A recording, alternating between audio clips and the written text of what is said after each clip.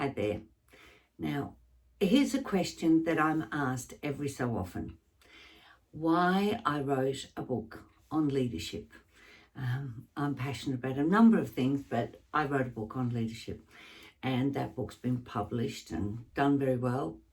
And people often say to me, what prompted you to write a book on leadership? And the main reason I wrote it was when I was studying for my MBA and doing other studies. I was in an advanced leadership program. I studied leadership over a number of years, and I read a lot of text. Some of them were good, some of them were great, some were ordinary, but they didn't really resonate with me.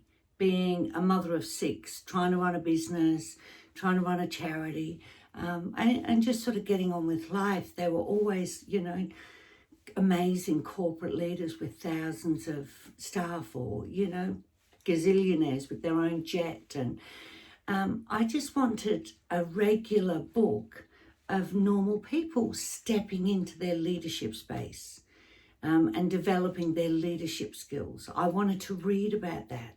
And I know leadership impacts every single day of our life. The decisions we make and the things we do, how we react to things that happen to us.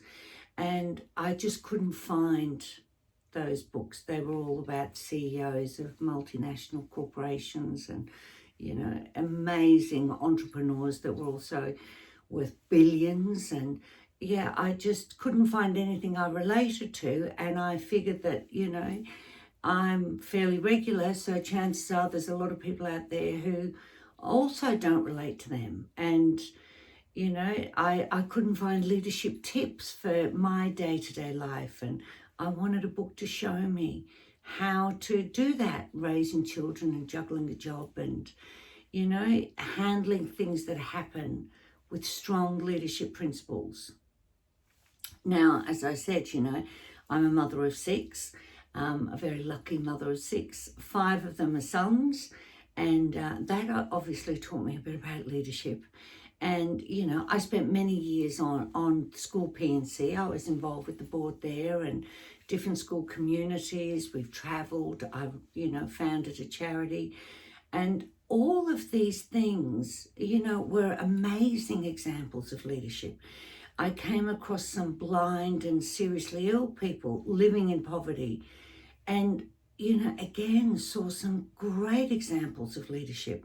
And I've also worked for very large organizations where people have had a title of leader, but they're certainly not leadership material at all. So I really thought that was the driving force, because I think leadership often comes from the most unexpected places. It's not something that's reserved for those who are at the top of something, or it doesn't come with a title. When we have self-awareness and emotional intelligence and we develop our own leadership skills, then, we're going to navigate life, particularly the challenges, so much better. And that was the sort of book that I wanted to read. I wanted to read about people really struggling and, falling down and getting back up again, falling down. So I wrote all 67,000 words of it, I think it was. And it was a real process. It was a very steep learning curve. It was great for my business because, again, I really looked at my own leadership skills and how I could grow and develop them. And of course, the process of creating a book is also very good for business.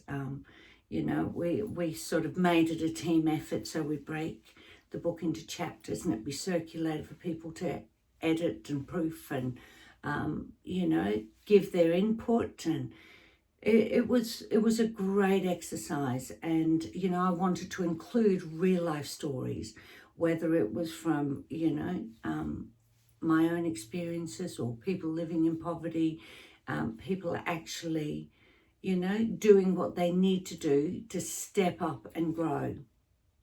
So I have to say it was well worth all the time and effort. And, you know, I was very happy with the end result, and I do keep saying I'll do another one, but it will get there one of these days. But there's the answer to the question. A long way of answering the question. I wrote the book because I wanted a book I could relate to. That's it. Thank you.